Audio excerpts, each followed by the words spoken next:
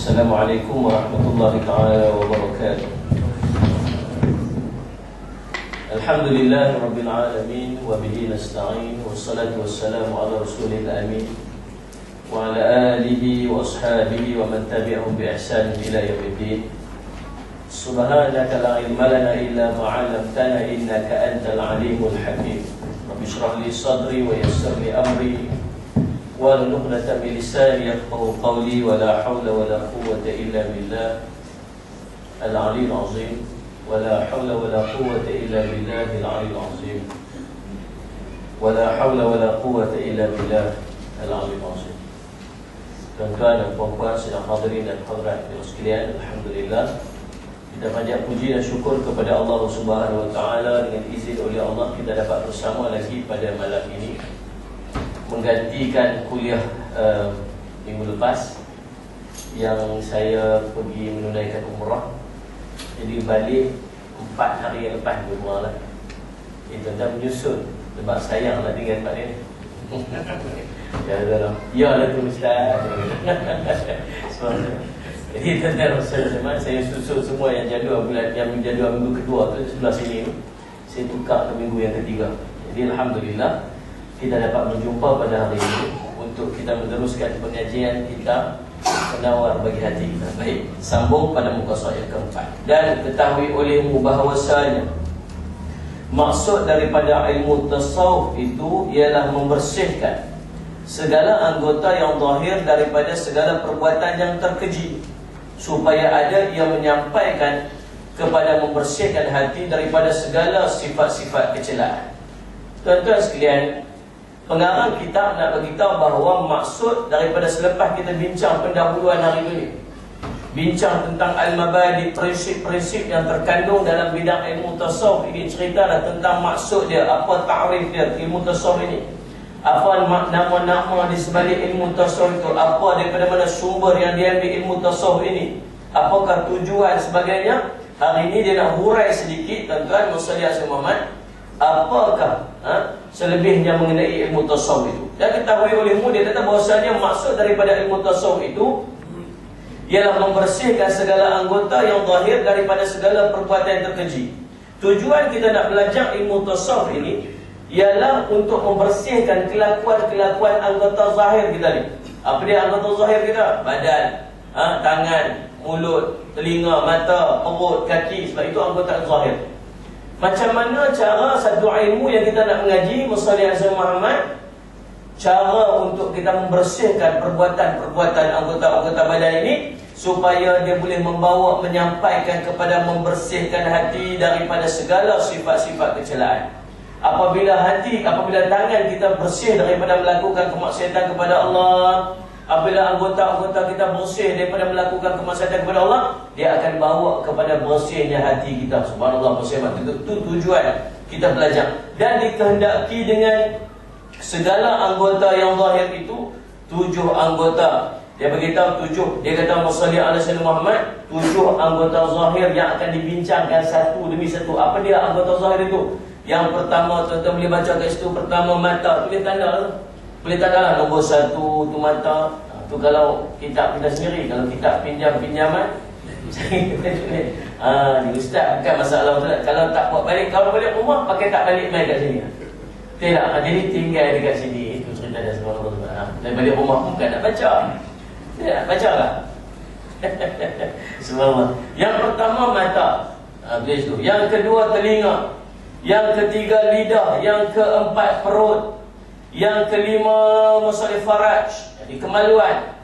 Dan yang keenam 2 tangan. Dan yang ketujuh 2 kaki. Tuan-tuan, dan hendaklah engkau ingat di dalam hati engkau akan bahawasanya Allah Ta'ala telah memberikan nikmat ini.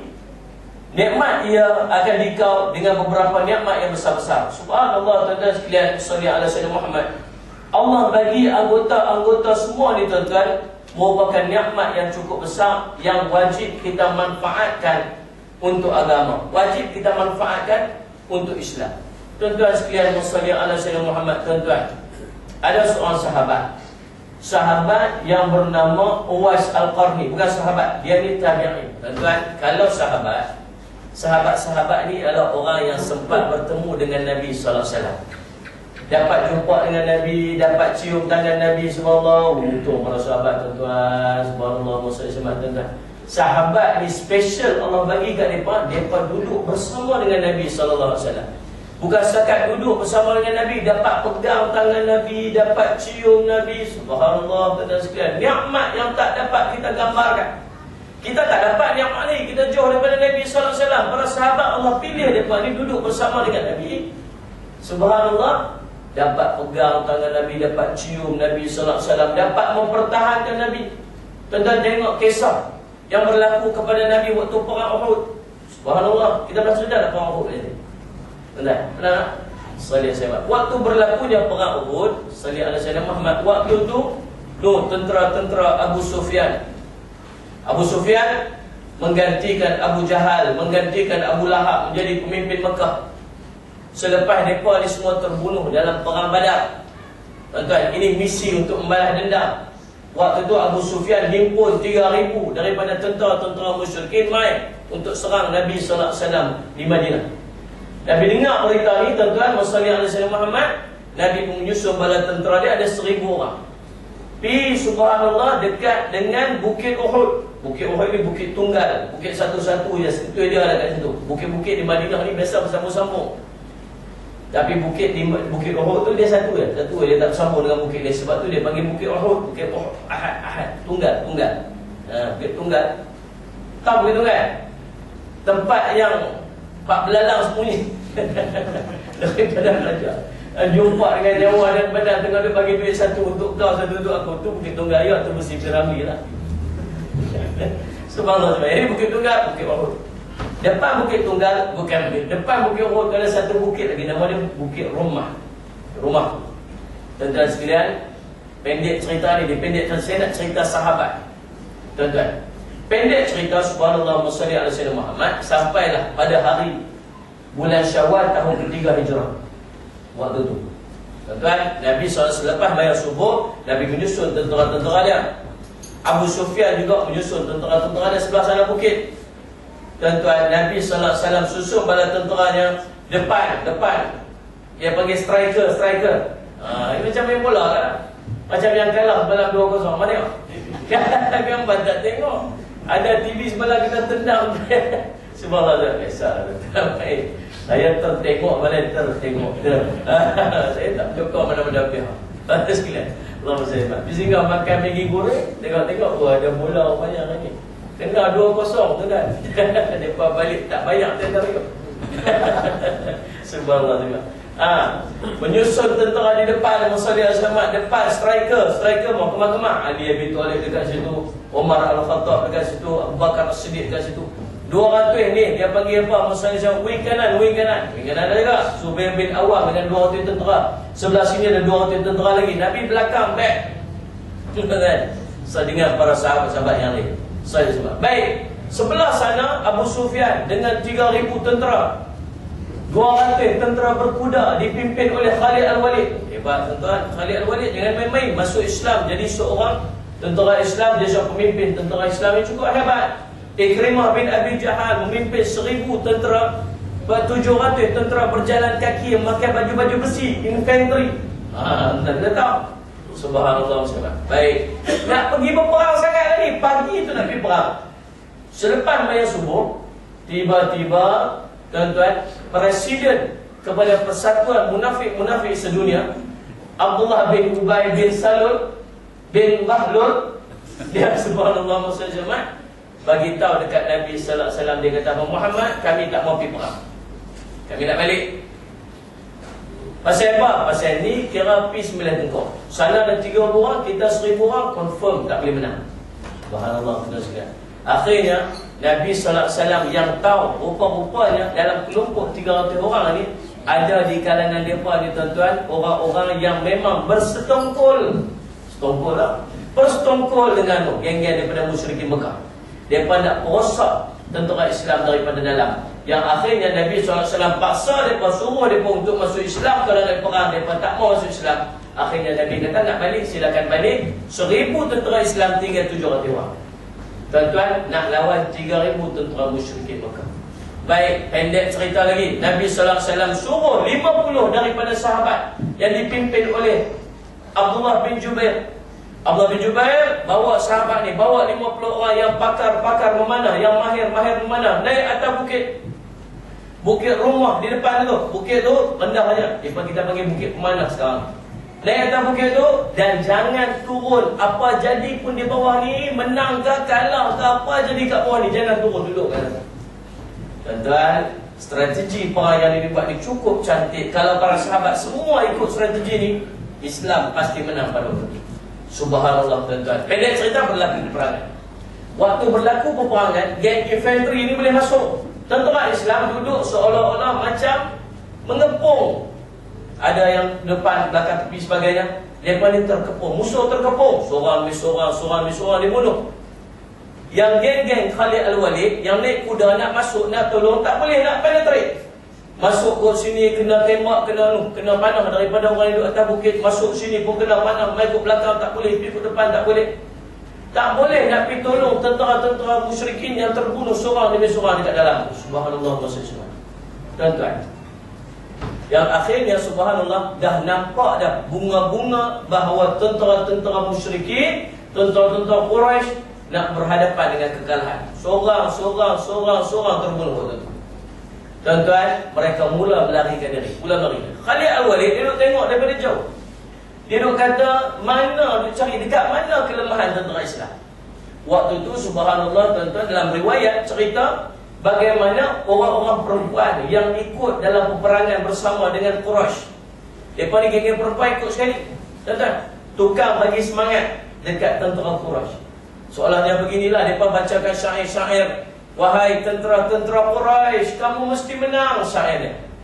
Kalau kamu menang, kami akan hadiahkan kamu, kami akan layan kamu dengan layan begitu istimewa. Tapi kalau kamu kalah, kamu tidak luar. Esok dekat sofa. Dengar lagu tu, dah hilang semangat tentera Quraisy. Subhanallah. Waktu tu semua mula melarikan diri.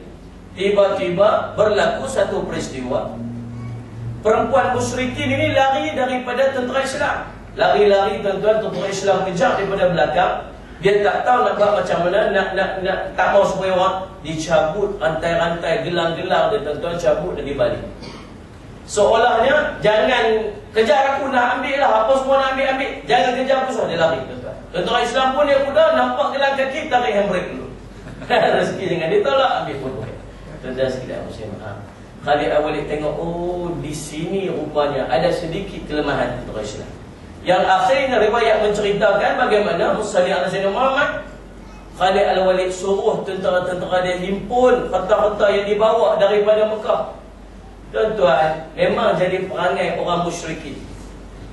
Jadi perangai orang-orang musyrikin, orang-orang Quraisy, kalau mereka nak pergi perang, mereka bawa harta yang banyak. Lawan dengan tentera Islam nak menang, nak syahid. Tentera musyrikin, tentera Quraisy, mereka nak pergi perang pasal apa? Pasal nak balas dendam. Yalah, balas dendam, menang dapat apa? Menang tak dapat apa, kalah dapat apa? Kalah pun tak dapat apa. Habis itu semangat dekat mana? Motivasi kat mana? Motivasi dia, bawalah barang-barang yang ada dalam rumah, semua angkut mai. Kalau hampa kalah, barang ni semua orang hampa balik papa ke dalam. Faham tak? Itu dia punya semangat, motivasi dia, Pak. Angkut peti air dengan TV dengan apa, estro, piring-piring estro pun angkut. Bini nak tengok Maharaja Lawak pun tak boleh hari tu. Abang nak pergi mana bawa ni? Dia kata ni nak pergi perang. Perang apa abang ni Maharaja Lawak? Final ni. Siapa final tahu tu ni? Siapa tak? Cik, bapak tak tahu. Saja nak test ya. Subhanallah. Padahal tengah-tengah kami depan diri itu surau cerah kosong. Subhanallah. Ingat AJK pun tak bayar itu. Allahumma salli ala Sayyidina Muhammad. Angkut semua Muhammad. Subhanallah. Tujuan dia nak bagi motivasi. Baik, Khalid Al-Walid angkat barang, himpun, pergi letak di depan bukit rumah. Dan kamu pura-pura kalah, pura-pura lari daripada medan perang, seolah-olah kamu kalah, kata Khalid Al-Walid. Itu strategi perang yang dibuat oleh Khalid Al-Walid. Baik, subhanallah tuan-tuan sekalian, dibuat oleh tentera-tentera Quraisy, himpun di depan tu, subhanallah. Kemudian tuan-tuan, salli ala Sayyidina Muhammad, Tentera Islam yang tengok barang pun semua dah berselera. Orang-orang musyrikin, orang Quraisy dah mula melarikan diri macam kalah. Mereka pun dah menang dah, kita menang dah, kita menang dah. Geng-geng bawah mula dah pergi himpun barang yang selera. Himpun, susun apa tentera musyrikin pun dah lari dah. Geng-geng yang duduk di atas pun meleleh yang lewat. TV 41 inci tu kalau aku tak turun, yang nipis pelekat dindingnya tu dia. Kalau aku tak turun, dia kata sakit dapat kat orang. Turun. Allah Jubair kata apa? Jangan turun. Nabi tak bagi turun. Perang dah habis dah. Mereka sangka perang dah habis. Terlupa akan pesan Nabi tadi, jangan turun. Bukan sebab greedy, bukan sebab tamakkan harta, tak. Sebab sangka perang dah habis, mereka turun. Terlupa pesan Nabi. Turun tuan-tuan Muhammad Muhammad. 40 daripada sahabat yang duduk di atas tu turun ke bawah, tinggal 10 di atas. Khalid Al-Walid tak tunggu lama, main daripada belakang bukit, ambil alih posisi tentera Islam, bunuh 10 yang ada, termasuk Abdullah bin Jubair juga syahid atas perang Uhud, atas bukit Rumah. Abdullah bin Jubair juga syahid atas bukit Rumah. Subhanallah, mengambil alih posisi tentera Islam. Dipanggil balik tentera-tentera Quraisy yang sudah pergi, patah balik main. Mereka duduk mengepung tentera Islam. Tadi tentera Islam mengepung, sekarang tentera Islam terkepung, duduk di tengah.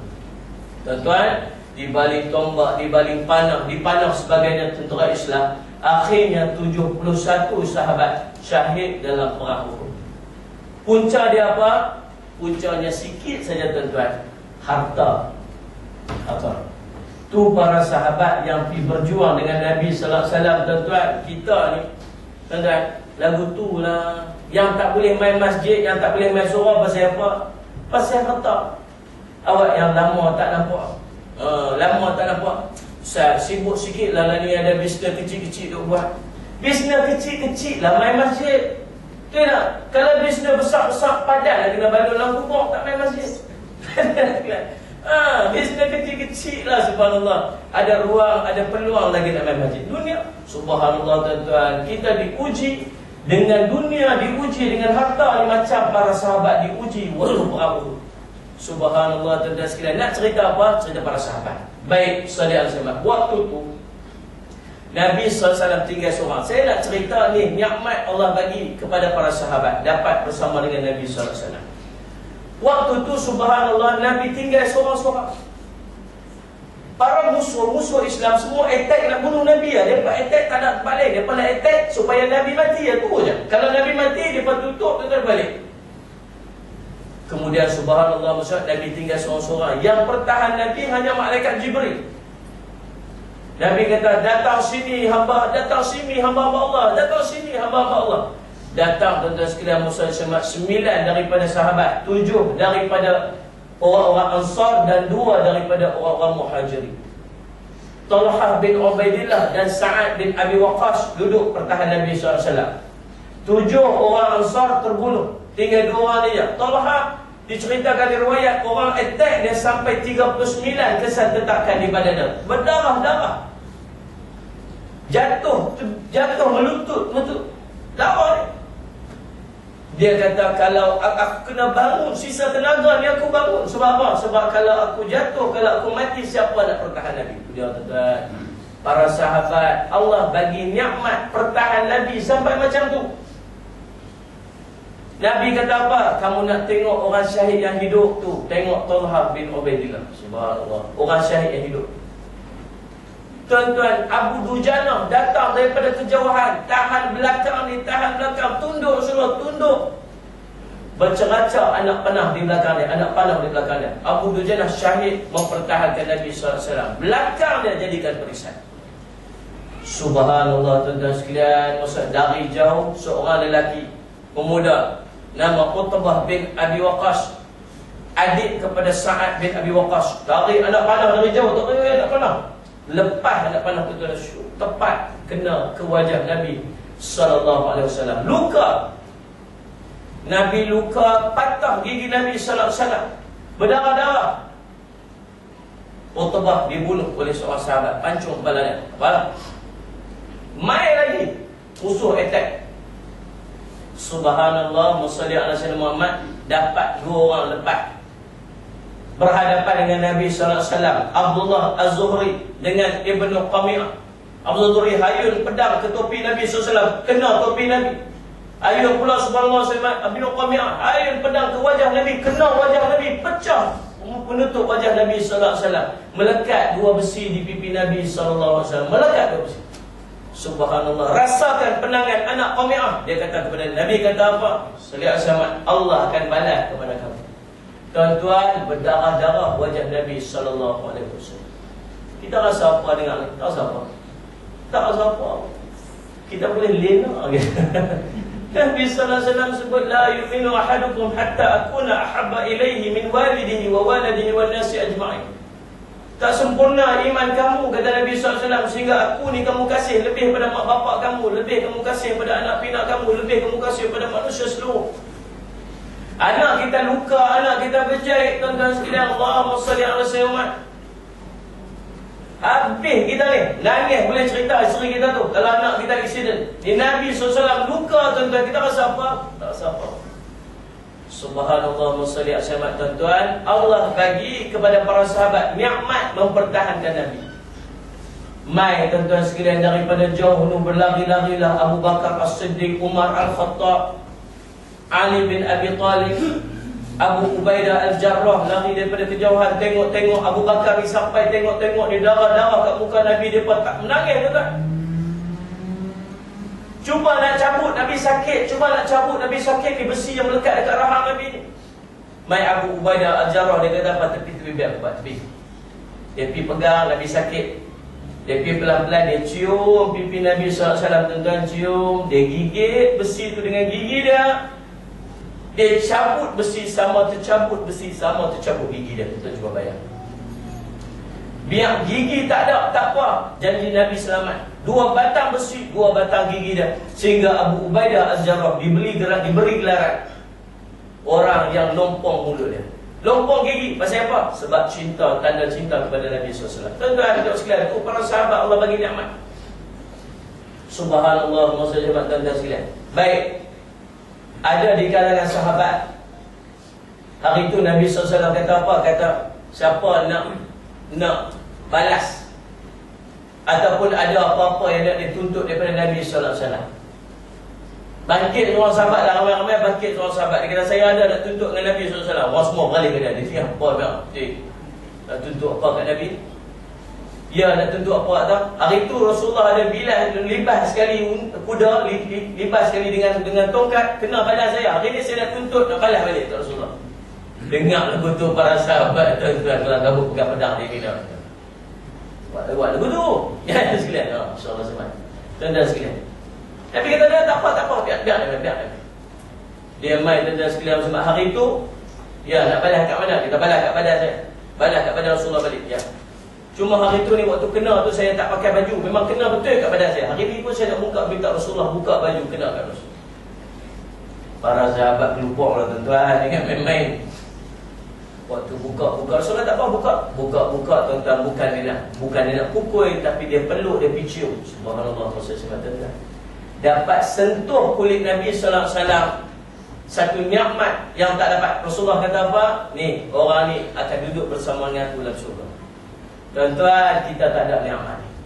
Tuan-tuan, waktu Nabi berdarah-darah ni, subhanallah, tuan-tuan, ada seorang sahabat, dia pergi dekat Nabi sallallahu alaihi wasallam. Tuan-tuan, Malik bin Sinan nama dia. Darah ni, tak tahu lepas macam mana, cium pipi Nabi SAW, hisap darah dalam mulut dia. Rasulullah kata apa? Luah lah. Dia kata darah orang yang paling mulia, kalau darah kekasih Allah dalam mulut tu, tak mau luah, telah Rasulullah kata apa? Ni, orang ni ahli syurga duduk dalam. Tuan-tuan sekalian, tu nikmat para sahabat. Pun begitu, kita ni tuan-tuan, Nabi cukup sayang lebih pada sahabat. Nabi rindu dekat kita ni lebih daripada rindunya Nabi kepada para sahabat. Satu hari Nabi kata apa? Aku rindu dekat saudara-saudara. Para sahabat kata apa? Seronoklah kami kan Rasulullah kami kan. Bukan kamu. Bukan kami. Kami kan duduk dengan Rasulullah. Bukan kamu. Habis tu, kalau kamu bukan kami, siapa dia? Orang yang hidup selepas daripada kamu. Kita. Mereka itu saudara-saudaraku. Kamu ni sahabat-sahabat aku. Subhanallah tuan-tuan sekalian. Pasal apa? Pasal para sahabat berjumpa dengan Nabi. Para sahabat dengar dakwah daripada Nabi. Para sahabat nampak figure Nabi. Sebab tu mereka boleh cinta dekat Nabi, mereka boleh ikut Nabi, mereka boleh tiru macam mana Nabi buat. Kita ni miracle. Kita ni ajaib. Tahu ajaib tak? Orang yang tak pernah kita jumpa, orang yang tak pernah kita tengok, tapi kita sangat cinta dekat dia, sangat sayang dekat dia. Apa dia suruh kita buat belakang, apa dia pakai, kita nak tiru belakang. Tuan-tuan, satu benda ajaib yang kita tak pernah buat, melainkan kepada Nabi SAW. Betul tak? Buat dalam keadaan tak pernah jumpa. Maka Rasulullah kata apa? Mereka itulah saudara-saudaraku yang aku sangat rindu dekat dia. Subhanallah tuan-tuan sekalian. Tu para sahabat. Allah bagi nikmat dapat bersama dengan Nabi SAW. Lepas para sahabat, ada satu kelompok lagi yang pernah berjumpa dengan para sahabat, tapi tak pernah berjumpa dengan Nabi SAW. Yang ini dia panggil orang-orang tabi'in. Walaupun dia hidup pada zaman Nabi, dan Nabi itu ada, Nabi masih hidup, tapi dia tak berjumpa dengan Nabi, tak sempat berjumpa dengan Nabi. Ini orang panggil orang-orang tabi'in. Antara orang tabi'in yang hidup pada zaman Nabi, namanya Uwais Al-Qarni. Uwais Al-Qarni, tuan-tuan, subhanallah, Nabi kata kat para sahabat, kalau hampa jumpa dengan Uwais Al-Qarni, hampa suruh dia doa dekat hampa, sebab doa dia mustajab. Para sahabat lepas tu bicara, Sayyidina Umar, Sayyidina Abu Bakar sempat jumpa dengan Uwais Al-Qarni. Dia daripada Yaman. Pasal apa yang doa dia mustajab? Tuan-tuan, doalah anak kita tu jadi macam Uwais Al-Qarni. Saya berjumpa satu figure yang sama macam Uwais Al-Qarni di Mekah baru-baru ni saya balik. Subhanallah. Apa Uwais Al-Qarni buat yang sampai doanya begitu mustajab? Yang Rasulullah kata namanya cukup gah di langit, tetapi walaupun tidak dikenali di bumi, tapi namanya cukup gah di langit. Kita ni kenal betul, tuan-tuan. Biar orang tak kenal kita tak apa, lekes-lekes, jamai masjid sebagainya, relax, tuan-tuan. Tapi amal ibadat kita dengan Allah, orang tak tahu kita buat. Biarlah betul, tuan-tuan sekalian. Ni balok depan orang pun balok, belakang orang lagi 8 kali balok. Kita ni tahu balok lihat, wal lepas lihat. Malas, subhanallah Muslimat. Padahal nak mati kau berapa lama lagi? Arab muka je sana-sana ni bukan berapa lama lagi. 2 kali Jumaat dia apa? Jangan main-main ustaz. Yang lain tak apa, yang tu jangan tu. Semua jangan main-main. Kemarin ni tuan-tuan saya kuliah, saya ceramah di Penang. Meninggal umur 48. 48 orang kita lah tuan-tuan, 48. Tak pencet lagi, basuh kereta, tengah basuh kereta relax. Qalu inna lillah. Dia zikir masjid. Dah sekalian umur 48. Lah ni dia mai sudden death, dia panggil. Mati mengejut. Tidak, subhanallah, masa saya tuan-tuan. Memang buat amal lah, buat amal. Tuan-tuan sekalian masalah selamat. Paling-paling kurang pun ni waktu semayang kita tu kita support dengan semayang sunat. Paling kurang pun. Yang tu je rajin sikit, tak pasal apa? Pasal masih duduk dalam wudu. Tak? Kita masih baru lepas tu semangat semayang. Tuan-tuan sekalian masalah selamat. Buat. Yang pertama saya nak ajak tuan-tuan, jangan tinggal dalam hidup macam saya sebut selalu, saya nak sebut lagi, sunat witir, jangan tinggal. Jangan tinggal, tolonglah saya merayu ni dengan tuan-tuan. Merayu sungguh lah, saya suruh pun bukan untuk tuan-tuan juga. Paling kurang 1 rakaat jadilah. Tuan-tuan, Nabi kata apa? Yang saya suruh sangat tu pasal apa? Nabi kata witir itu benar, witir itu benar. Bukan daripada kelompok kami, bukan daripada geng kami orang yang tidak melakukan witir. Subhanallah. Kita nak jadi geng siapa kalau Nabi tak mau mengaku geng dia, tuan-tuan? Bangkit pada masyarakat, saya Rasulullah ni, saya ni Rasulullah, saya ni. Hari itu saya pergi ziarah Rasulullah kat Makkah, ingat tak? Semayang witir tak? Tak, bukan geng kami. Allah, tuan-tuan kata apa? Subhanallah. Dia Allah, tuan-tuan buat macam tu. Dan Nabi SAW kata apa, tuan-tuan? Ada satu sembahyang yang dianugerahkan kepada umatku yang kehebatannya melebihi daripada dia bersedekah beberapa ekor unta-unta merah. Tahu unta merah? Unta merah ni pada zaman Nabi kira kereta yang paling mahal kali lah. Betul? Waktu tu unta warna kelabu asap apa semua yang kita nak pergi ambil gambar dekat Hudaibiyah ni. Dia senyum kat tepi unta dia heran dia senyum pasal apa telefon SB apa dia kata. Dia senyum satu macam. Kan saya faham. Dia unta kelabu banyak, unta merah jangan lupa. Unta merah ni cukup mahal lah. Unta merah ni cukup mahal. Kalau kita nak tukar pergi lari punya status unta merah ni kira Ferrari lah. Ada lagi mahal pada Ferrari pada. Ha? Lamborghini ke? Lagi ada mahal lagi tuan-tuan. Apa tu dia? Apa tu? Yang muka dia bulat satu macam ada. Ha? Bukan. Ha, dia lah tu. Saya tak sebut, takut silap sebut malu. Subhanallah. McLaren tuan-tuan, subhanallah 4 juta. Subhanallah, tuan-tuan. Mahal. Dah ada satu sembahyang yang Nabi kata subhanallah muslimat, yang kalau kamu buat ini yang Allah anugerahkan kepada kamu ni, satu sembahyang ni lebih hebat daripada kamu bagi 3-4 biji Ferrari dekat orang. Kita ni tuan-tuan boleh faham lah Bugatti apa semua tu, kok kampung dia setakat Ferrari lah, tu pun dia tak nak tinggal lah Ferrari tu ke mana. Faham tak? Setakat dia kira Proton private tu sampai nak sebut pun tak berhenti lah. Tu kira paling mahal ke? Mes. Oh subhanallah, saya buat tuan-tuan. Lepas dia kalau cerita juta dia boleh fikir ni. Kalau cerita bilion dia tak berhenti lah. Bilion dia ingat supermarket bilion dekat tu. Abang kata juta pakcik oi, juta oi banyaknya. Dah ni mahal sikit, banyak sikit pada juta. Bilion. Tak faham bilion tu apa. Dia orang kampung dia panggil laksa. Tak, banyak sikit pada juta tu dia panggil laksa.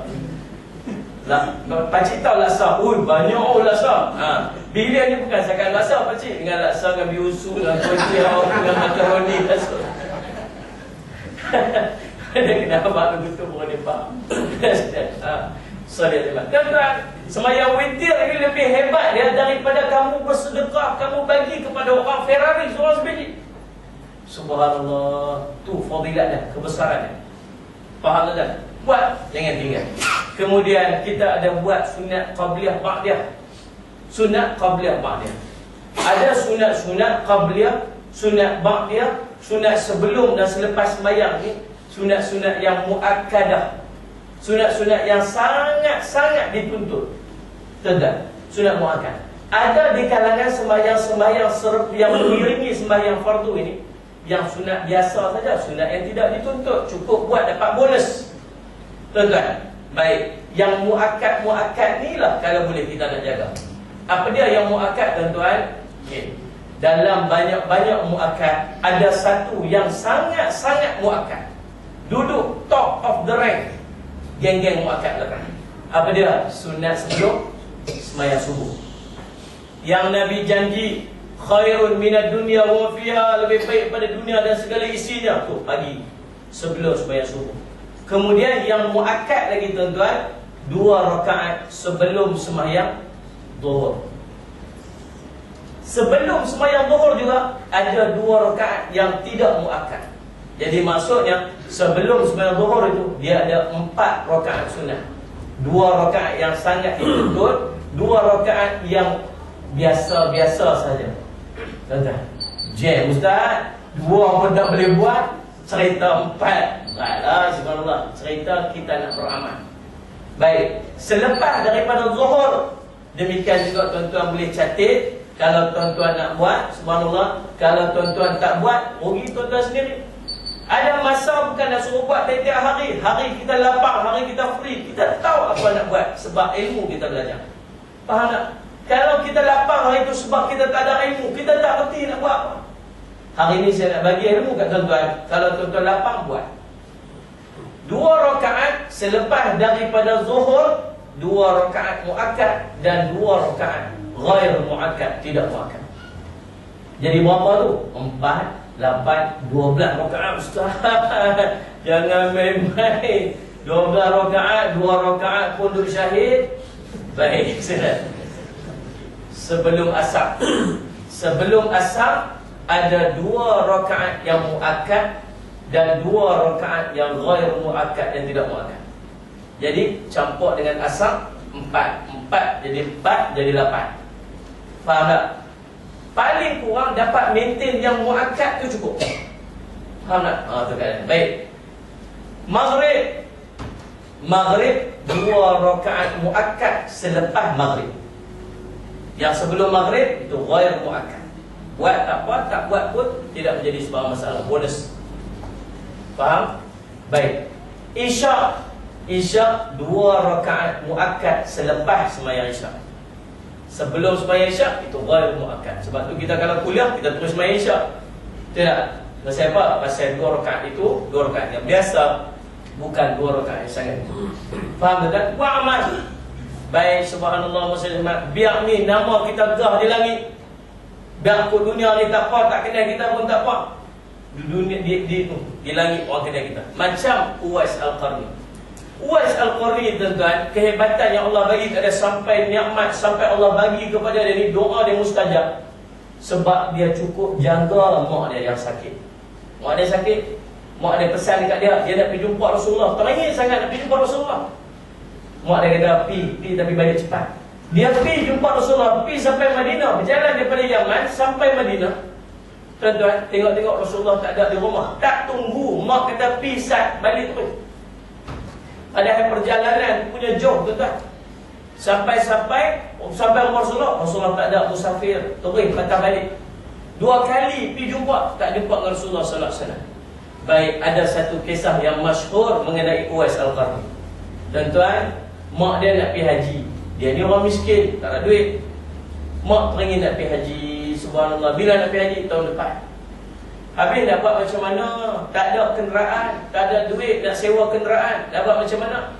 Dibeli anak lembu sekor. Baby lembu. Baby lembu bagi apa? Lembu yang baby tu. Subhanallah. Faham? Buat kandang atas bukit. Buat kandang atas bukit. Lembu makan rumput bawah bukit. Tiap-tiap hari dia dukung lembu dia tu turun daripada kandang dia tu, dia makan rumput. Sehari petang dia dukung pula lembu tu, dia tak ke atas. Itulah kerja dia tiap hari, dia dukung lembu tu. Orang kata Uwais Al-Qarni ni biar betul. Sengit ke apa? Siapa yang tak biar lembu tu berjalan sendiri? Subhanallah muslimat. Tuan-tuan, rupa-rupanya dia duk training. Makin hari makin besar lembu tu. Makin hari makin besar, makin hari makin besar. Tuan-tuan cuba bayangkan setahun lembu seorang. Subhanallah, dia makin kuat. Sebab selepas setahun kuat, dukung mak dia bawa ke Mekah untuk mengerjakan haji. Tuan-tuan, real saya jumpa. Bukan jumpa Uwais Al-Qarni. Jumpa seorang perempuan waktu saya nak tawaf kali kedua, umrah saya yang kedua.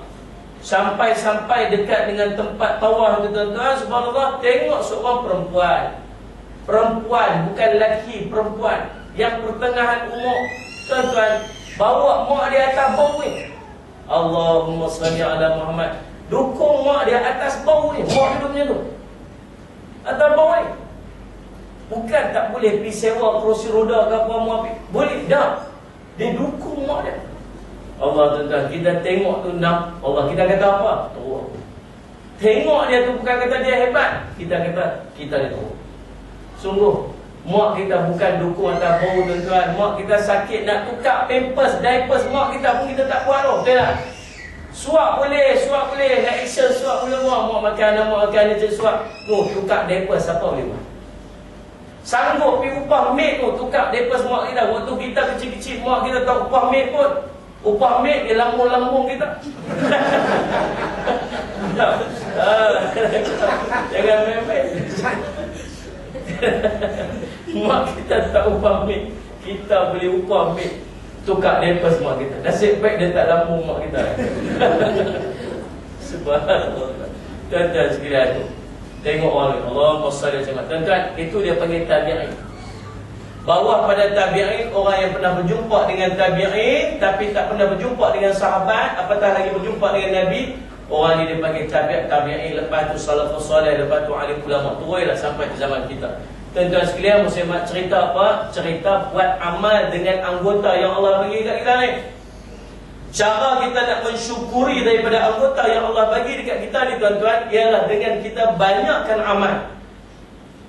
kepada Allah SWT. Sebab Allah bagi tangan, bagi mulut, bagi mata, bagi kaki, bagi anggota badan, bukan saja untuk kita buat maksiat. Kalau kita bagi basikal dekat anak kita, tuan-tuan, abang dekat dia, basikal ni ayah beli, dua tujuan, satu pergi sekolah, satu pergi tuition, tempat lain tak boleh pergi. Tiba-tiba kita tangkap dia pergi main game. Tuan-tuan, boleh tak kalau kita nak tarik balik basikal yang kita bagi dia? Boleh tak? Boleh lah kita bagi dia, dia salah guna basikal. Sama lah dengan Allah SWT. Allah jadikan kita bagi anggota dekat kita ni semua sempurna, satu aja, buat taat dekat aku, jangan buat maksiat, jangan salah guna. Bila salah guna, Allah bagi tangan untuk pi buat benda baik, untuk buat sembahyang, untuk buat benda-benda kebaikan. Tiba-tiba kita mencuri, salah guna, layak dah Allah nak suruh kat tangan kita. Layak tak? Boleh buat, tak boleh. Apa macam tak berani nak anggur pi lah. Cerita Quran. Sungguh sebab salah guna. Baik, tuan-tuan Rasulullah Muhammad. Baik. Dan iaitu segala anggota engkau yang wajib atas engkau memelihara dan mensyukurkannya. Maka jika tiada memelihara, engkau akan dia nescaya selagi jadi dia saksi tu. Selagi tu titik ga tu kalau baca tu jadi selaki. Kalau selaki tu maksud dia seorang lelaki dia, suami dia. Faham tak? Titik kat subuh nama dia selagi. Selagi jadi saksi semuanya atas engkau pada hari kiamat, seperti firman Allah Ta'ala, al-yawma nakhtimu ala afwahihim wa tukallimuna aydihim wa tashhadu arjuluhum bima kanu yaksibun. Surah apa tu? Surah apa? Bapa tak tahu lagi saja. Orang Melayu dengan Yasin ni kira macam nasi dengan lauk. Dia sudah terima. Oh, jangan main-main tuan-tuan. Tuan-tuan kat sini tak merasa sangat. Kita kalau diperlih, subhanallah, baca Yasin malam Jumaat tu tak boleh, itu bid'ah. Tuan-tuan, kita zikir ramai-ramai lepas sembahyang, itu bid'ah. Sekelesen keluar ni ke masjid-masjid semua ni. Oh, subhanallah. Zikir ramai-ramai lepas sembahyang tidak dibenarkan. Itu pesanan kepada imam. Baca doa ramai selepas sembahyang tidak dibenarkan. Lagi tahlil tidak dibenarkan. Baca Yasin pada malam-malam tertentu tidak dibenarkan. Lagi apa tu? Kat kubur macam apa? Talqin tidak dibenarkan. Ada sekalian. Baca Quran kat kubur tidak dibenarkan. Doa tu, doa kunut tu tidak ada. Lagi apa tuan? Angkat tangan waktu khatib baca khutbah tu, waktu doa tu tidak dibenarkan. Semua tak boleh tuan-tuan. Sonok kita. Tak payah buat apa tu. Duduk pergi sembahyang dekat gelik, tunggu tengok Assalamualaikum warahmatullahi, Assalamualaikum warahmatullahi. Kita duduk biasa zikir ramai-ramai. Tunggu tu imam tak kata apa. Senyap imam. Pasal apa tu senyap-senyap? Angkat tengok tu imam tak ada lah. Tak, dia tak boleh zikir ramai-ramai ni. Ini bid'ah. Baca Yasin baru bid'ah. Tuan-tuan, bid'ah ni apa? Tuan-tuan kena faham ni. Kita ni daripada orang-orang yang duduk Nusantara ni, kita biasa bermazhab Imam Asy-Syafi'i rahimahullah ta'ala. Baik. Dan ada ulama-ulama daripada Yaman khususnya yang bawa Islam dekat kita ni, mereka ada buat program-program dulu ni, menyusun amalan-amalan tertentu yang dibuat beramai-ramai. Kita nak beramal biar ada ilmu. Jangan sampai orang tanya pasal apa nak baca Yasin malam Jumaat. Awak tak baca masih malam Rabu ke malam Khamis ke malam Sabtu. Awak yang pilih malam Jumaat. Kita ada jawapan yang nak kita sebut. Bukan kita jawab kata dah orang buat lagu tu lah, dulu aku buat lagu tu. Bukan jawapan orang mengaji dah. Faham tak? Pasal apa yang membuat tahlil? Tahlil main mana? Tahlil ni dalil main daripada mana? Kita ada jawapan yang nak kita sebut. Sebab tu kita kena mengaji. Tuan-tuan sekalian, biar kita buat amal itu berdasarkan kepada ilmu yang kita mengaji. Baik tuan-tuan sekalian, baca Yasin malam Jumaat, tak ada dalil dia. Tuan-tuan, baik, dengar dia elok. Dengar dia elok, ha? Mana tu dengar pun. Ya. Bid'ah ini benda yang Nabi tak buat. Bid'ah ni satu benda yang Nabi tak buat. Dan Nabi tak pernah sebut benda tu untuk dibuat. Itu namanya bid'ah. Ada juga benda yang Nabi tak buat tapi Nabi suruh orang buat, tu ada. Ataupun benda Nabi buat, Nabi tak sebut, suruh buat, Nabi buat. Waktu tu kita panggil bid'ah. Ini benda yang Nabi tak buat dan Nabi tak pernah suruh orang buat. Itu dipanggil bid'ah. Baik, kata Imam Asy-Syafi'i, bid'ah tadi, bid'ah ni ada dua. Tu kata Imam Syafi'i. Satu namanya bid'ah mahmudah, satu nama bid'ah mazmumah. Tuan-tuan Allah sekalian, kita panggil bid'ah hasanah, kita panggil bid'ah dhalalah. Bid'ah hasanah dia lebih tepat perkataannya kalau kita sebut bid'ah idhafiyah. Bid'ah idhafiyah. Siapa main tak Quran main tu? Salah saya. Tak apa. Baik, okey, clear. Baik. Ada nama bid'ah idhafiyah. Bid'ah idhafiyah ini bid'ah yang bersandar. Walaupun Nabi tak buat macam yang kita buat, tapi ada sandarannya kepada Nabi sallallahu alaihi wasallam. Contoh, macam baca Yasin malam Jumaat. Kita baca Yasin malam Jumaat. Pasal apa baca Yasin malam Jumaat?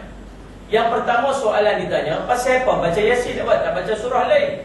Sedangkan dalam hari Jumaat tu Nabi suruh baca surah Al-Kahfi. Tu ada soalan. Cuma ya tuan-tuan, kalau saya buat baca surah Al-Kahfi rumah saya, tuan-tuan lepas daripada sembahyang ni, sekali kita pergi rumah saya, kita ramai-ramai baca surah Al-Kahfi. Puas saya seorang-seorang aja baca, tuan-tuan tak tahu. Sedia zaman. Tapi kalau suruh baca surah Yasin, main penuh. Tambah-tambah lagi kalau ada ayat masak merah. Baik maksudnya. Pasal apa baca surah Yasin? Pasal apa surah lain? Tak pasal apa malam Jumaat? Awak tak malam-malam yang lain? Baik. Tuan-tuan, ini dipanggil bid'ah idhafiyah, bid'ah yang bersandar. Sandar lagu mana? Saya nak tanya tuan-tuan, ada tak hadis-hadis yang tuan-tuan dengar berkaitan dengan kelebihan-kelebihan baca Yasin? Ada tak? Yang Nabi sebut tentang Yasin itu jantung Al-Quran. Siapa yang mengamalkan dan bacanya akan diampunkan dosa. Dan iqra'ul Yasin ala mautikum. Aqamaqal bisa baca ya Yasin kepada orang yang nak mati. Itu kelebihan-kelebihan baca Yasin. Orang yang susah hidup dalam riwayat, orang yang terdesak, orang yang kesempitan dilapangkan bila baca Yasin, orang yang lapar diberi kenyang baca Yasin. Tuan-tuan, kelebihan-kelebihan fadilat baca Yasin. Baik, baca Yasin ada sandaran tak dengan ajaran Nabi SAW?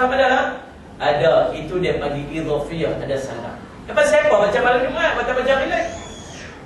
Tuan-tuan, saya nak tanya, ada tak Nabi sebut tentang kelebihan beramal pada malam Jumaat? Ada tak? Ada. Banyakkan amal pada malam Jumaat, banyakkan sedekah, banyakkan baca Quran, banyak. Sebab malam Jumaat itu malam yang berkat. Malam Jumaat, malam diampunkan dosa. Banyak tentang kelebihan-kelebihan malam Jumaat. Baik, baca Yasin pun ada kelebihan, malam Jumaat pun ada kelebihan. Salah tak kalau kita nak gabung dua-dua kelebihan ini untuk kita amal pada malam tersebut? Salah tak? Tak, dua-dua ada sandaran. Ini dia panggil bid'ah idhafiyah, bid'ah yang bersandar. Cumanya Nabi tak buat macam kita pergi baca ramai-ramai. Boleh tak baca ramai-ramai dulu? Subhanallah, Muhammad tuan-tuan sekalian. Imam An-Nawawi kata, benda yang harus dilakukan secara berseorangan harus juga dilakukan secara beramai-ramai. Tak ada masalah.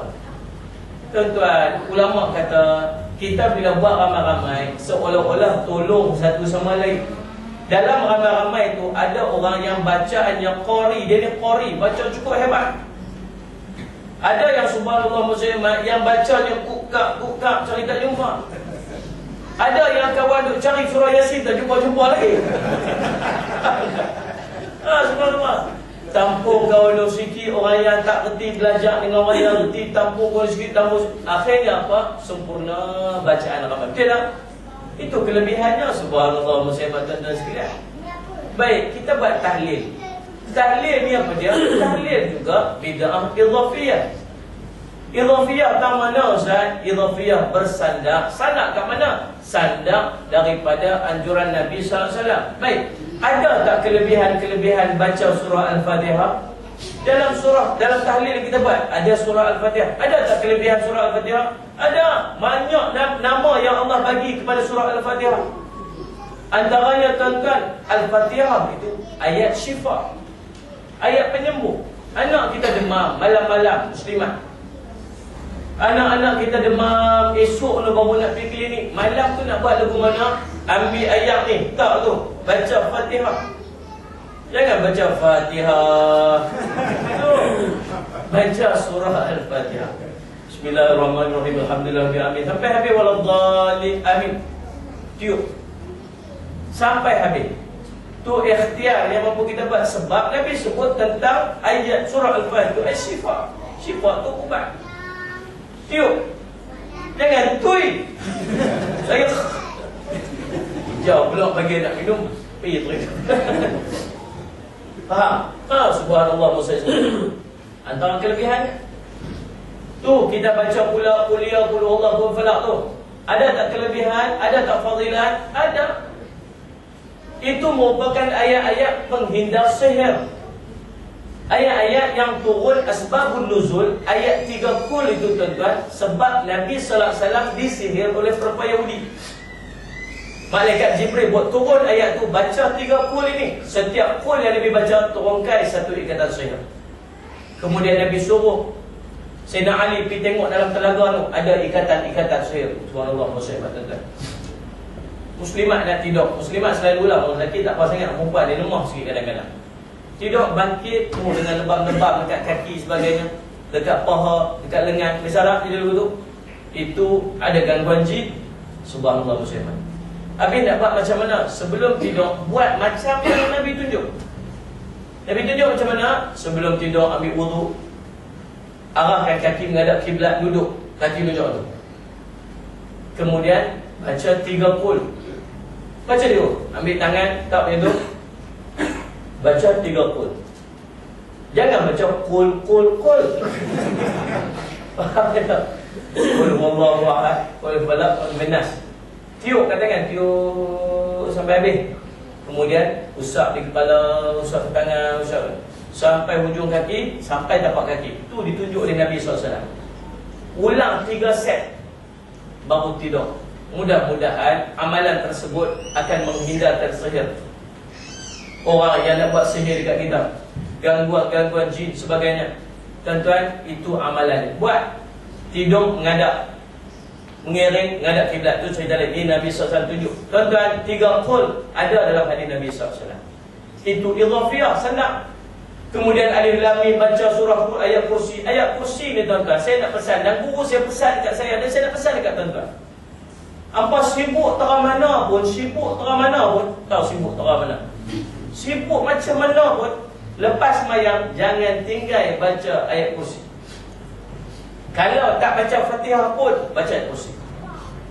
Kelang kabut sangat, kan? Dah kena masuk pejabat sangat dah ni. Dah masuk, dah kena pansikat balik dah, kan? Assalamualaikum warahmatullahi wabarakatuh. Astagfirullahalazim, astagfirullahalazim. Wa ilahu illahu wa la ilaha illallah. Allahu la ilaha wal hayyul qayyum. Baca sampai habis ayat kursi. Lepas tu baru pergi. Pasal apa? Guru saya kata, Syekh Nuruddin sebut, tuan-tuan, sorry sama. Ayat kursi ni macam smart tag. Bukan touch and go. Smart tag masuk syurga. Smart tag tak ada QRI, tak ada berhenti buka tingkap, tak syarat. Apatah lagi banyak duit, tuan-tuan. Tunggu sekian hari, taratul. Lambat lagi. Baik, jom dulu. Nak tumpang dan tu lah, ni lah saja bagi contoh lah. Dia bukan cerita banyak duit dah. Tak payah buka tingkap. Baca ayat kursi, touch and go. Terus dia masuk syurga Allah SWT. Mudah-mudahan, tuan-tuan, sibuk macam mana, jangan tinggal ayat kursi.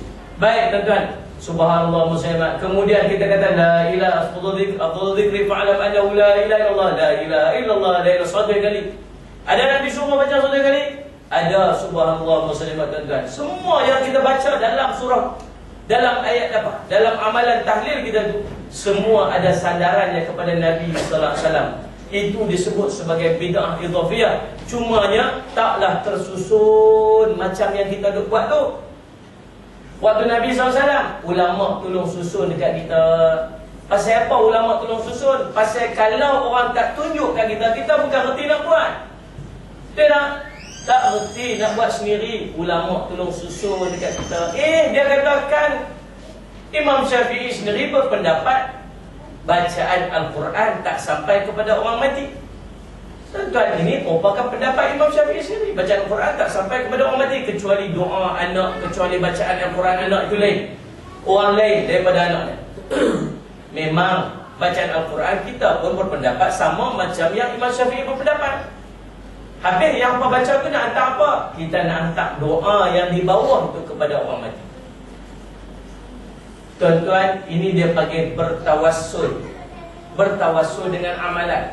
Jadi kita buat amalan banyak dengan la ilaha illallah kita, dengan bacaan Al-Quran kita, dengan zikir, dengan selawat kepada Nabi, dengan baca 30 dengan Fatihah. Itu semua tu pahala. Kita bertawassul dengan pahala amalan kita buat itu. Doa yang bawah tu kita nak letak kepada orang mati. Tawassul ni apa? Tawassul ni kabel. Tahu kabel? Nak minta kerja, anak minta kerja, kawan kita kerja dekat jabatan-jabatan mana kan? Ni anak aku nak minta kerja. Anak aku nak minta kerja, tolong kira-kira Zat. Okey, cantik, tak ada masalah apa. Bagi borang kat tu. Tu kabel. Tawassul kabel lah. Ada tak tawassul Islam? Ada. Nabi Adam alaihi salam dalam riwayat pernah bertawassul menggunakan Nabi sallallahu alaihi wasallam. Waktu Nabi Adam dihukum oleh Allah turun daripada syurga. Sebab apa? Sebab dimakan buah khuldi. Waktu Nabi menangis, Nabi Adam menangis minta ampun kepada Allah. Nabi Adam kemudian kata, ya Allah, ampunkanlah dosa aku dengan keberkatan, kehebatan nama Muhammad. Ampunkanlah dosa aku. Allah tanya dalam keadaan dia maha mengetahui, macam mana kamu tahu nama Muhammad? Dia kata, waktu aku dijadikan, aku buka mata, ada nama Allah, ada nama Muhammad di Arash. Ada perkataan Allah, ada perkataan Muhammad di Arash. Kalau Allah itu mulia hebat, orang yang namanya Muhammad ini sudah pasti hebat, sudah pasti mulia. Sebab nama dia letak setara di Arash Allah. Allah kata, demi kemuliaan Muhammad, aku ampunkan dosa kamu. Bertawassul dia panggil. Kabel, guna kabel Nabi Muhammad. Kita SAW tawassul lagi tuan-tuan. Contoh yang kita baca dalam kitab, bagaimana 3 orang yang duduk terkambuh dalam gua. Gua tertutup. Kita baca kitab-kitab lama, ada cerita tentang ni. Seorang tu dia kata apa? Dia kata, dah terkambuh 3 orang. Dia kata, ya Allah, aku ni ada mak ayah. Aku takkan minum, anak-anak aku takkan minum selagi mak ayah aku tak minum. Hari tu buat balik susu, mak ayah dah tidur. Anak-anak menangis lapar. Aku nak gerak, mak ayah tak sanggup. Tunggu sampai dia jaga. Bila dia jaga, baru aku bagi dia minum dan bagi anak-anak aku minum. Ya Allah, kalau itu pahala untuk aku, tolong buka pintu gua ni. Terbuka sikit. Itu dia bagi bertawassul. Mai seorang lagi, ya Allah, aku ni meniaga. Ada orang mai kerja dengan aku. Dia kerja 2-3 hari, dia pergi, tinggal, tak kerja dah. Tak tahu pergi mana. Duit gaji dia aku simpan. 2-3 hari dia gaji tu aku simpan. Aku beli kambing. Beli kambing. Bela banyak kambing makan tahun. Kambing tu punya banyak lah. Tiba-tiba dia main. Dia minta balik gaji dia. Aku kata gaji tak ada. Kambing ni semua ni yang punya gaji hari tu lah. Dia ambil semua. Satu pun tak tinggal kat aku. Aku ada juga. Kalau itu, dia kata, kalau tu pahala untuk aku, ya Allah, tolong buka pintu kau. Buka pintu. Tu dia bagi bertawassul. Mai seorang lagi kayu basikal chopper yang bagus, tuan-tuan, diri lepas tu niat soal mata kaji. Semar lagi sayur. Tu dia Ramli, tak ada bang. Tanda sekali. Nampak tak? Bertawassul. Jadi kita ni tuan-tuan, maksudnya sebab nak hantar doa di bawah tu, kita bertawassul dengan amalan yang kita buat banyak ke atas. Faham tak tuan-tuan? Itulah kaedah, dia panggil kaedah tahlil. Faham tak? Itu soalan jawab. Tapi kata Dr. Wahbah Zuhri, dia kata apa? Nak hantar pahala dekat orang mati pun bagi jadi pahala dulu. Nak bagi jadi pahala macam mana? Ikhlas. Ikhlas. Kita main tahlil ikhlas kan? Ikhlas. Ikhlas. Ayam masak merah. Satulah cerita dia. Kan? Oh, jangan main-main tuan-tuan. Kalau menu hari ni tahlil, menu hari ni tak ada. Cerah tuan-tuan, tak ada siapa. Ni tengah-tengah duk tahlil la ilaha illallah, la ilaha pasing lah. Dulu muslimat tak dapat lagi la ilaha illallah. Lalu depan kalimah buah kacang dia kata la ilaha illallah. Mana kata baik tuan-tuan sekalian. Nampak? Jadi pahala bertawassul dengan amalan hantar. Ni Quran yang kita guna ni. Quran ini juga bid'ah. Pembukuan Al-Quran ini juga bid'ah. Tuan-tuan, bila berlaku pembukuan Al-Quran? Bukan pada zaman Nabi sallallahu alaihi wasallam. Waktu zaman Nabi sallallahu alaihi wasallam masing-masing ada mushaf masing-masing. Kau ni ada mushaf dia, kau ni ada surah Taha, kau ni ada surah apa ni Ali Imran, kau ni ada surah Waqiah, kau ni ada surah Yasin. Tertulis di atas apa pelepah-pelepah tamar, tertulis di atas kulit-kulit. Kebanyakan daripada sahabat tak ada mushaf, dia hafal. Hafal. Tuan-tuan, Sampailah Nabi wafat. Bila Nabi wafat, zaman Sayyidina Abu Bakar. Waktu zaman Sayyidina Abu Bakar, berlaku peperangan namanya peperangan Yamamah dengan Nabi palsu Musailamah Al-Kazzab. Tahu? Al-Kazzab tahu pada Al-Kazzab? Si pembohong Nabi gelap. Ikat-ikat pilihan raya ni main cerita kita bukan muda apa ni Al-Kazzab. Al-Kazzab tu apa kita? Al-Kazzab tu bagus. Bakar calon. Teh kita teh. Faham tak? Dia tak nak kena mendengar yang hidup ataupun yang mati. Berlaku peperangan Yamamah sehingga waktu tu 70 daripada sahabat yang menghafaz Al-Quran semua syahid. Tuan-tuan, Sayyidina Umar pergi jumpa Sayyidina Abu Bakar. Dia kata apa? Abu Bakar, kita kena bukukan Al-Quran ni. Abu Bakar kata apa? Nabi tak bagi you, Nabi tak pernah sebut, dan Nabi tak pernah suruh, dan Nabi tak pernah buat. Ini bid'ah. Dia adalah bid'ah. Sayyidina Umar kata apa? Wahai Khalifah, kalau kamu tak buat yang ni, kalau kamu tak bukukan Al-Quran, kalau kamu tak buat bid'ah ni, 1400 tahun ni, yang duduk di Aman Putra tu seorang pun tak kerti baca Quran. Sekali dengan ustaz yang mengajarkan. Pasal apa? Pasal tak ada Quran. Betul tak logik tak? Logik. Pasal para sahabat mati. Yang hafal Quran mati, mushaf nanti hilang sebagainya, Quran tidak dibukukan. Apa jadi 1000 tahun lagi? Akhirnya Sayyidina Abu Bakar bersetuju dengan pendapat itu. Dia panggil para sahabat, himpun ramai-ramai, semua pekat baca Quran. Ada yang menulis, baca back through. Semua sahabat dah siap. Surah Al-Baqarah, baca-baca tulis semua. Siap. Okey, check back through. Back through. Cakap jabat lah. Silap sikit lagi betul apa semua. Okey, siap. Siap. Satu. Surah Ali Imran, baca tulis. Macam itulah kot keadaannya. Ya, akhirnya dibukukan. Tak sempat selesai pada zaman Sayyidina Abu Bakar. Sayyidina Umar pun tak sempat selesai. Siap pada zaman Sayyidina Osman. Tuan-tuan, itu sejarah. Kita baca ni Quran, kita baca Quran pun tak tahu. Kalau orang tanya kita macam mana sejarah pembukuan Al-Quran, kita pun tak tahu. Hari ni baru tahu. Nasib baik pamai. Mai zaman Sayyidina Umar, Sayyidina Osman, waktu tu masalah isu je tuan-tuan. Bila Quran dibaca ikut slang masing-masing. Islam kembang kat Parsi, Islam berkembang di Yaman, Islam berkembang di Syria, Islam berkembang. Yang di Baghdad baca passion dia, yang di Yaman baca passion dia, yang di Syria baca loghat dia. Loghat macam kita tulis saya makan nasi. Antak perkataan tu pergi Kelantan, dia kata ambo makan nasi. Antak pergi Kedah, dia kata ambo nasi sepinggan. Ikut telur masing-masing macam tu Quran. Kata oleh Sayyidina Osman tak boleh jadi. Kita bukukan Al-Quran ikut standard. Satu bahasa, ambil tulisan Quraisy yang turun kepada Nabi sallallahu alaihi wasallam. Buat standard. Ni berapa baris tu kan? Berapa baris Quran? Mampu yang buat baling betul tadi. Baca 50 tahun baca Quran tak tahu berapa baris? 15. 15. Sibik 15. Dengar punya 15 baris. 15 baris, subhanallah. Dan permulaan ayat itu bermula pada setiap muka dan habis pada setiap penutup muka. Maksudnya masuk muka baru, dia tak sambung ayat.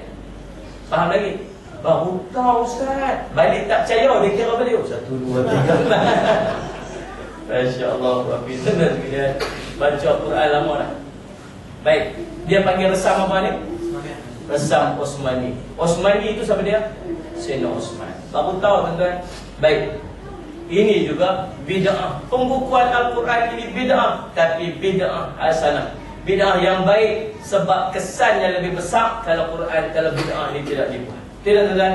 Itu subhanallah. Bila nak beramal, kita lupa amal. Check amal kita ni. Ni duk main ke mana, apa dalil, apa nas. Barulah sempurna amalan kita. Kalau orang tanya, orang curi pasal apa hang buat macam ni, kita ada dalil, kita ada benda yang nak kita sampaikan. Baik tuan-tuan sekalian muslimin jemaah. Artinya pada hari kiamat mengecok, mengecak bertanda dialog tu. Sekalian. Ni lah untuk mengaji Jawi tu kan. Tengok min nun capa jadi bayang. Ada orang baca Jawi, dia kata apa? Dia kata adapun keladi itu haram dimakan. Keladi haram makan lembu. keladi haram. Tanya dia, tu Imam baca tadi keladi haram makan. Tengok. Kalam daya keladi haram. Keledai. Oh, keledai. Ini untuk ada kitab Babari mereka. Pada hari kiamat mengecap oleh Allah Ta'ala atas segala mulut mereka itu, artinya menegah ia akan dia daripada bercakap, berkata-kata akan Allah Ta'ala oleh segala tangan mereka itu. Allah tutup mulut kita yang bercakap, apa dia? Tangan kita bercakap, dan menyaksikan oleh segala kaki mereka itu dengan barang yang ada mereka itu mengusahakan akan dia dalam dunia.